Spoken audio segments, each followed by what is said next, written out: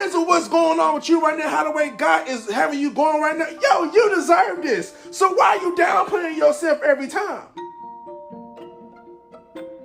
And so then I had to learn from where if I say that Christ is in me, if I say if God is in me, that, God is my everything, and God, God is living inside of me. And I had to learn this from whenever I'm downplaying myself, I'm downplaying God at the same time. So I had to recalibrate some things. So I was like, whoa. I was like, man, this is, because I was been at a point, and I had to learn this too. And it was a hard lesson that I had to learn. I was always at a point from where I always felt like it was bad to ask for help. Right? And my niece was on here, man, she would be like, bet that's where we was at. And so I had to learn from where I had to learn that change is good. Because I was the person who never wanted to change. And so since I was saying that if I didn't want to change or anything, that means I wasn't believing and trusting in God on what he said on what I was going to be. So I was downplaying myself. I was self-sabotaging my own self. And so then I had to learn from where, okay, it's okay to ask for help.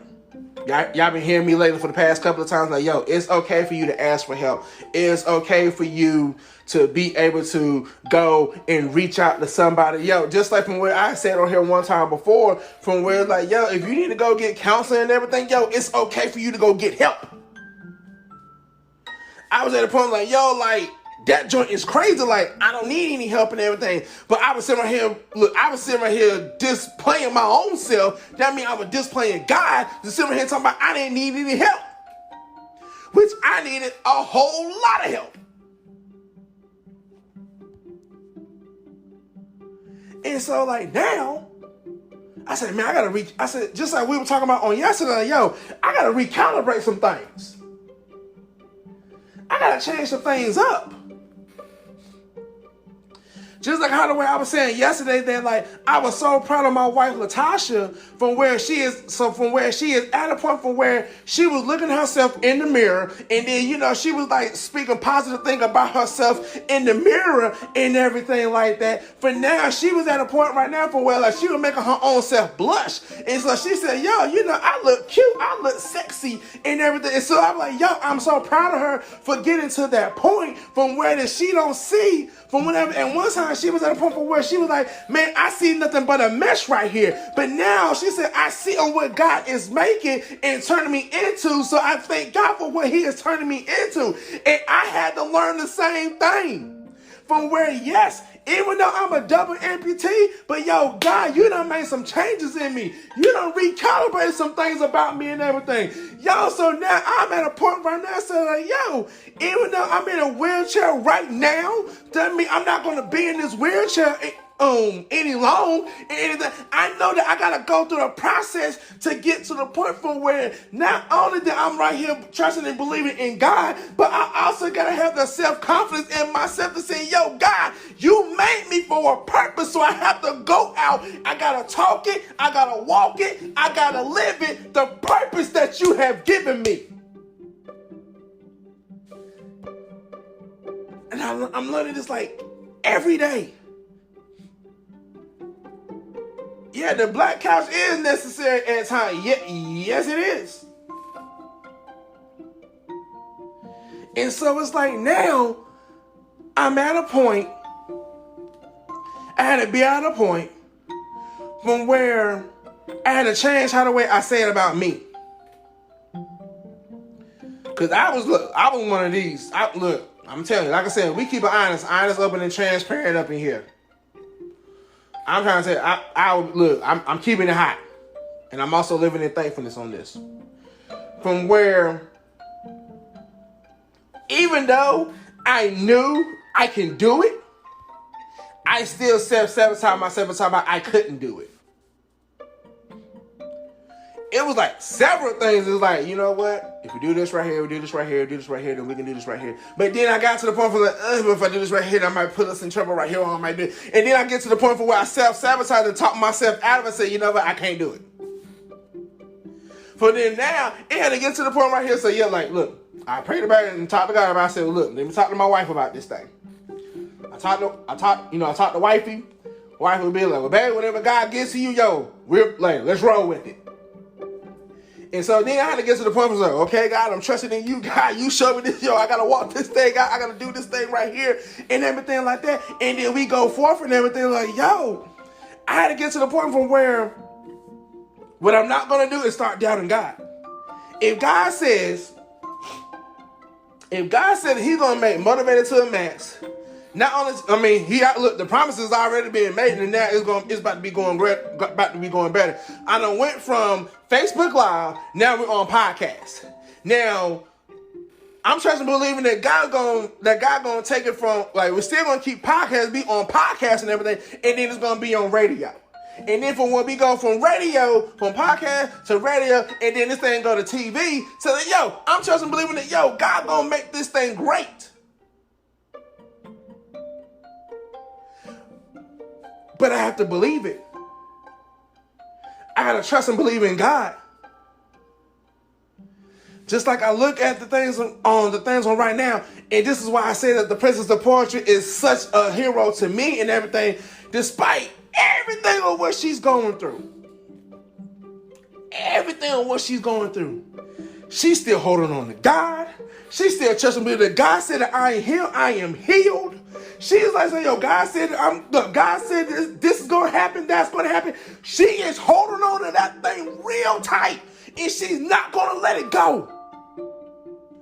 That's where I have to be at. Like, yo, I gotta hold on to this thing.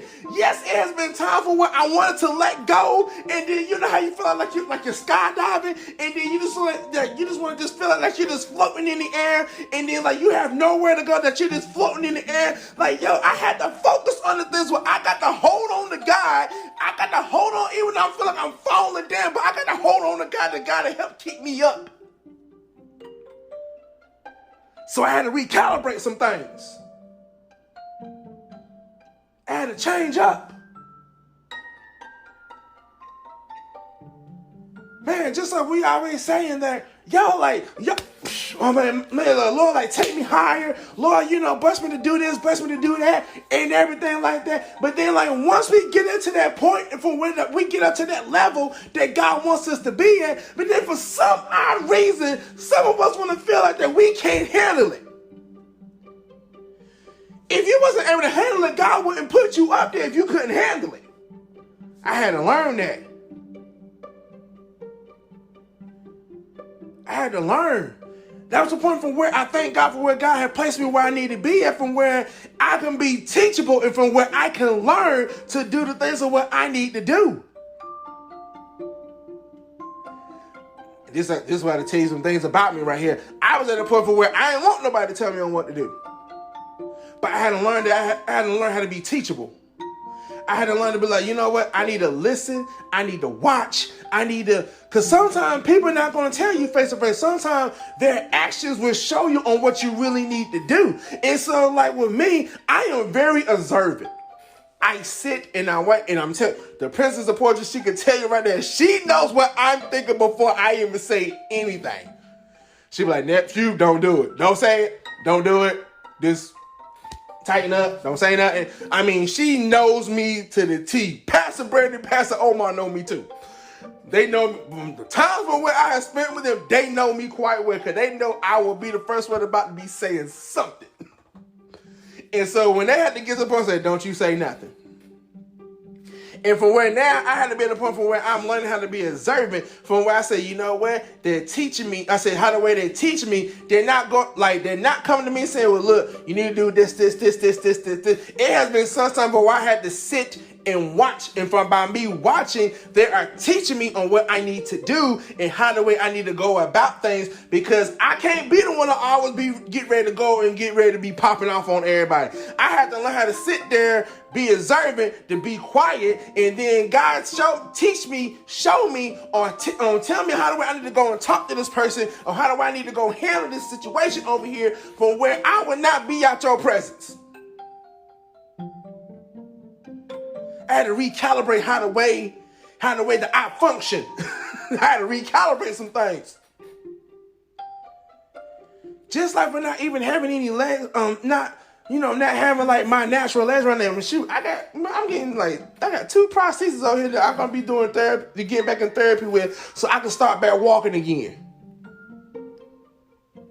I just had to recalibrate some things. Yeah, I had some stuff going on with my shoulder and everything like that, but guess what? I had to recalibrate some things.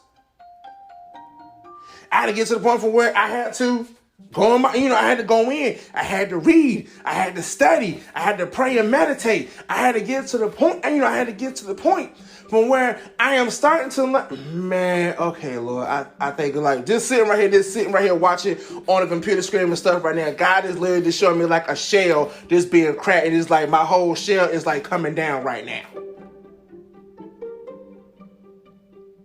God had to like crack the shell. So, all right, cool. Let me crack this. Let me take the shell off. Just like I was talking about with the shave knife and then, all right, cool. Like we're gonna shave this. We're gonna shave this stuff down. From where, hey, you have to learn. You have to recalibrate. You have to, but what you're not gonna do is. So what you're not gonna do? I know, like for me, it's just talk down about myself. That was like one of my major factors. I always talk down about myself. And I had to learn is like, I can't be talking down about myself like this. So, what I'm not going to do, I got several. I can sit here with you guys all day, but then I got another appointment at 12 to do. But what I'm not going to do, man, even for like, not just for my own personal reason, but just like in general, what I'm not going to do is just sit there and watch my brother and sister just be laying down on the ground from where I can go to them and help them get back up.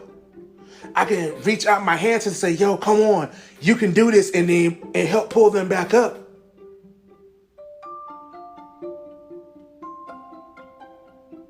What I'm not going to do is let people sit right here and talk bad about me. I have my tactics. You can talk all your yin-yang all you want to though. But then this be me right here. But some people say, well, this ain't gonna work, and this, that, right here, you can't do this, and you can't do that. How you gonna do this? Right? Every time somebody start talking some yin-yang stuff like that to me, I hold my hand and I say, well, since you saying this ain't gonna work and everything, help me make this thing work. I need that money in my hand. So then whatever that you're donating and you being a sponsorship for and everything like that, and I can go buy the things of what you think I need to make this thing to be the more successful. Because guess what though? You're not gonna sit right here and talk bad about it that you're not going to invest in this thing. And then they get mad and start walking off. Okay, then cool, that's what I thought. But then guess what though? You invested in me anyway because I know for the fact that I can do greater. I'm saying my whole tactics is like, you know what? You can talk this yin yang and stuff all you want to, but I'm about to use your negativity right there, and I'm about to turn this thing into something positive. That's like now when I do Motivated to the Max, and I always say I can talk about me, so now people won't have ammunition to talk junk about me and everything like that.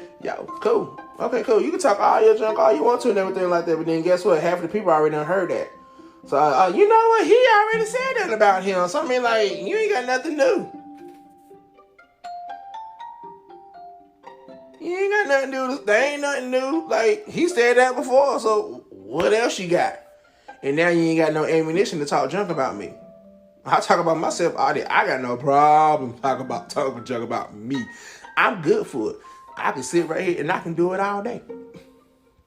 But then guess what, though? I had to learn from where what I'm not going to do is continue to talk junk about me.